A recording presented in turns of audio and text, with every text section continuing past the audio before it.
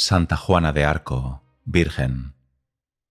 Santa Juana de Arco nació el día de la Epifanía de 1412, en Domremy, pequeño pueblecito de Champagne a orillas del Mosa. Su padre, Jacobo d'Arc, era un hacendado de cierta importancia, hombre bueno, frugal y un tanto huraño. La madre de Juana, que amaba tiernamente a sus 5 hijos, educó a sus 2 hijas en los quehaceres domésticos. Juana declaró más tarde: «Sé coser e hilar como cualquier mujer», pero nunca aprendió a leer ni a escribir. Los vecinos de la familia, en el proceso de rehabilitación de la santa, dejaron testimonios conmovedores de la piedad y ejemplar conducta de la joven. Tanto los sacerdotes que la conocieron como sus compañeros de juegos atestiguaron que gustaba de ir a orar en la iglesia, que recibía con frecuencia los sacramentos, que se ocupaba de los enfermos, y era particularmente bondadosa con los peregrinos, a los que más de una vez cedió su lecho. Según dijo uno de los testigos, era tan buena que todo el mundo la quería. A lo que parece, Juana tuvo una infancia feliz, aunque un tanto turbada por los desastres que asolaban el país y por el constante peligro de un ataque armado sobre la población de Domremy, situada en la frontera de Lorena. Antes de acometer su gran empresa, Juana tuvo que huir por lo menos una vez con sus padres a la población de Neufchâtel, a 13 kilómetros de distancia, para escapar de las manos de los piratas borgoñones que saquearon Domremy. Juana era todavía muy niña cuando Enrique V de Inglaterra invadió Francia, asoló la Normandía y reclamó la corona de Carlos VI. Francia se hallaba en aquel momento dividida por la guerra civil entre los partidarios del duque de Borgoña y el duque de Orleans, de suerte que no había podido organizar rápidamente la resistencia. Por otra parte, después de que el duque de Borgoña fue traidoramente asesinado por los hombres del Delfín, los borgoñeses se aliaron con los ingleses que apoyaban su causa. La muerte de los monarcas rivales ocurrida en 1422 no mejoró la situación de Francia. El duque de Bedford, regente del monarca inglés, prosiguió vigorosamente la campaña y las ciudades cayeron una tras otra en manos de los aliados. Entretanto, Carlos VII, o el Delfín como se insistía en llamarle, consideraba la situación perdida sin remedio y se entregaba a frívolos pasatiempos en su corte. A los 14 años de edad, Santa Juana tuvo la primera de las experiencias místicas que habían de conducirla por el camino del patriotismo hasta la muerte en la hoguera. Primero oyó una voz que parecía hablarle de cerca y vio un resplandor. Más tarde las voces se multiplicaron y la joven empezó a ver a sus interlocutores, que eran entre otros San Miguel, Santa Catalina y Santa Margarita. Poco a poco los aparecidos explicaron la abrumadora misión a que el cielo la tenía destinada. Ella, una simple campesina, debía salvar a Francia. Para no despertar la cólera de su padre, Juana mantuvo silencio. Pero en mayo de 1422 las voces se hicieron imperiosas y explícitas. La joven debía presentarse ante Roberto de Baudricourt, comandante de las fuerzas reales en la cercana población de Vaucouleurs.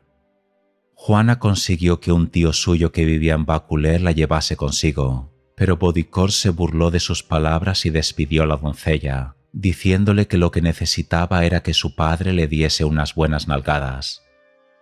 En aquel momento la posición militar del rey era desesperada, pues los ingleses atacaban a Orleans, el último reducto de la resistencia. Juana volvió a Domremy, pero las voces no le dejaron descanso.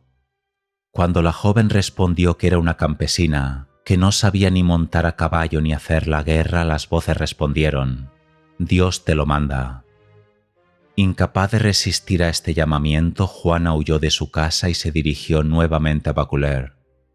El escepticismo de Baudricourt desapareció cuando recibió la noticia oficial de una derrota que Juana había predicho. Así pues, no solo consintió en mandarla ver al rey, sino que le dio una escolta de 3 soldados. Juana pidió que le permitiesen vestirse de hombre para proteger su virtud. Los viajeros llegaron a Chinon, donde se hallaba el monarca, el 6 de marzo de 1429, pero Juana no consiguió verle sino hasta 2 días después. Carlos se había disfrazado para desconcertar a Juana, pero la doncella le reconoció al punto por una señal secreta que le comunicaron las voces, y que ella transmitió solo al rey. Ello bastó para persuadir a Carlos VII del carácter sobrenatural de la misión de la doncella. Juana le pidió un regimiento para ir a salvar Orleans. El favorito del rey, la Tremouille, y la mayor parte de la corte, que consideraban a Juana como una visionaria o una impostora, se opusieron a su petición. Para zanjar la cuestión, el rey decidió enviar a Juana Poitiers a que la examinara una comisión de sabios teólogos. Al cabo de un interrogatorio que duró 3 semanas por lo menos, la comisión declaró que no encontraba nada que reprochar a la joven y aconsejó al rey que se valiese prudentemente de sus servicios. Juana volvió entonces a Chinon, donde se iniciaron los preparativos para la expedición que ella debía encabezar. El estandarte que se confeccionó especialmente para ella tenía bordados los nombres de Jesús y María y una imagen del Padre Eterno, a quien 2 ángeles presentaban de rodillas una flor de lis. La expedición partió de Blois el 27 de abril. Juana iba a la cabeza revestida con una armadura blanca. A pesar de algunos contratiempos, el ejército consiguió entrar en Orleans el 29 de abril y su presencia obró maravillas. Para el 8 de mayo ya habían caído los fuertes ingleses que rodeaban la ciudad y al mismo tiempo se levantó el sitio. Juana recibió una herida de flecha bajo el hombro. Antes de la campaña había profetizado todos esos acontecimientos con las fechas aproximadas. La doncella hubiese querido continuar la guerra, pues las voces le habían asegurado que no viviría largo tiempo, pero la Tremouille y el arzobispo de Reims, que consideraban la liberación de Orleans como obra de la buena suerte, se inclinaban a negociar con los ingleses. Sin embargo, se permitió a Juana emprender una campaña en el Loira con el duque de Alençon. La campaña fue muy breve y dio el triunfo aplastante sobre las tropas de Sir John Fastolf. Juana trató de coronar inmediatamente al Delfín. El camino a Reims estaba prácticamente conquistado y el último obstáculo desapareció con la inesperada capitulación de Troyes. Los nobles franceses opusieron cierta resistencia. Sin embargo, acabaron por seguir a la Santa a Reims, donde el 17 de julio de 1429 Carlos VII fue solemnemente coronado. Durante la ceremonia, Santa Juana permaneció de pie con su estandarte junto al rey. Con la coronación de Carlos VII terminó la misión que las voces habían confiado a la santa y también su carrera de triunfos militares. Juana se lanzó audazmente al ataque de París, pero la empresa fracasó por la falta de los refuerzos que el rey había prometido enviar y por la ausencia del monarca. La santa recibió una herida en el muslo durante la batalla y el duque de Alençon tuvo que retirarla casi a rastras. La tregua del invierno que siguió la pasó Juana en la corte, donde los nobles la miraban con mal disimulado recelo. Cuando recomenzaron las hostilidades, Juana acudió a socorrer la plaza de Compiègne, que resistía a los borgoñones. El 23 de mayo de 1430 entró en la ciudad y ese mismo día organizó un ataque que no tuvo éxito. A causa del pánico o debido a un error de cálculo del gobernador de la plaza, se levantó demasiado pronto el puente levadizo y Juana con algunos de sus hombres quedaron en el foso a merced del enemigo. Los borgoñeses derribaron del caballo a la doncella entre una furiosa gritería y la llevaron al campamento de Juan de Luxemburgo, pues uno de sus soldados la había hecho prisionera. Desde entonces hasta bien entrado el otoño, la joven estuvo presa en manos del duque de Borgoña.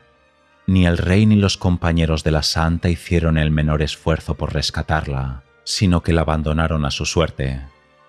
Pero si los franceses la olvidaban, los ingleses en cambio se interesaban por ella y la compraron el 21 de noviembre por una suma equivalente a 50.000 libras esterlinas actuales. Una vez en manos de los ingleses, Juana estaba perdida. Estos no podían condenarla a muerte por haberles derrotado, pero la acusaron de hechicería y de herejía.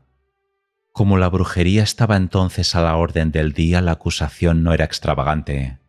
Además, es cierto que los ingleses y borgoñeses habían atribuido sus derrotas a los conjuros mágicos de la santa doncella. Los ingleses la condujeron 2 días antes de Navidad al castillo de Rouen. Según se dice, sin suficiente fundamento la encerraron primero en una jaula de acero, porque había intentado huir 2 veces. Después la trasladaron a una celda, donde la encadenaron a un poyo de piedra y la vigilaban día y noche. El 21 de febrero de 1431, la santa compareció por primera vez ante un tribunal presidido por Pedro Cauchon, obispo de Beauvais, un hombre sin escrúpulos que esperaba conseguir la sede archiepiscopal de Rouen con la ayuda de los ingleses. El tribunal, cuidadosamente elegido por Cauchon, estaba compuesto de magistrados, doctores, clérigos y empleados ordinarios. En 6 sesiones públicas y 9 sesiones privadas, el tribunal interrogó a la doncella acerca de sus visiones y voces, de sus vestidos de hombre, de su fe y de sus disposiciones para someterse a la Iglesia.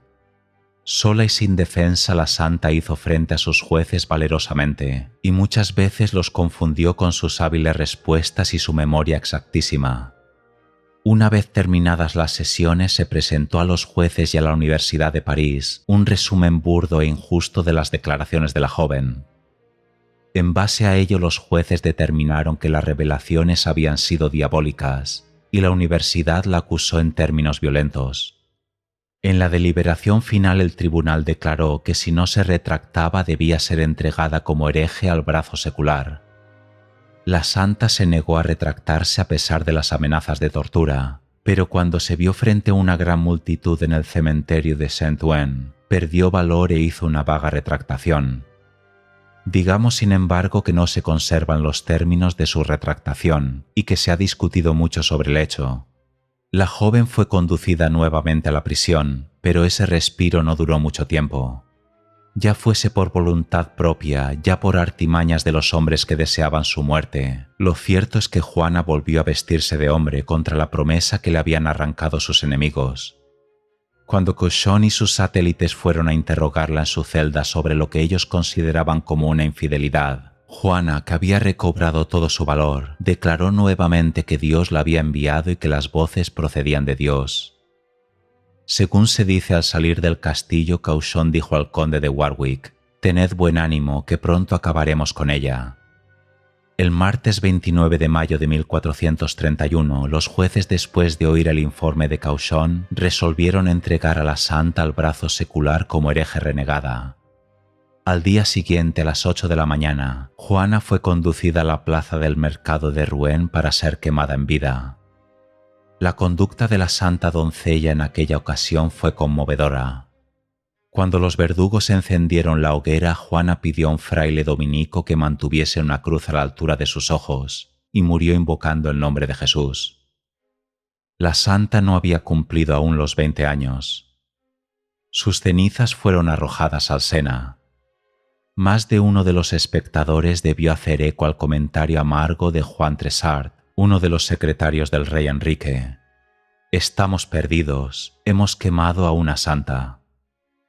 23 años después de la muerte de Juana, su madre y 2 de sus hermanos pidieron que se examinase nuevamente el caso, y el Papa Calixto III nombró a una comisión encargada de hacerlo.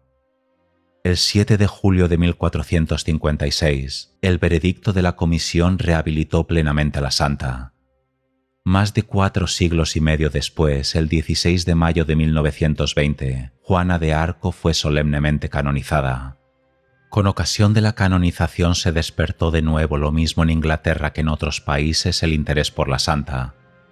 Inevitablemente ese interés favoreció el desarrollo de las leyendas, como por ejemplo la leyenda de la Juana de Arco protestante, popularizada por George Bernard Shaw, con un error excusable porque el autor no conocía suficientemente el catolicismo, pero no por ello deja de ser un error.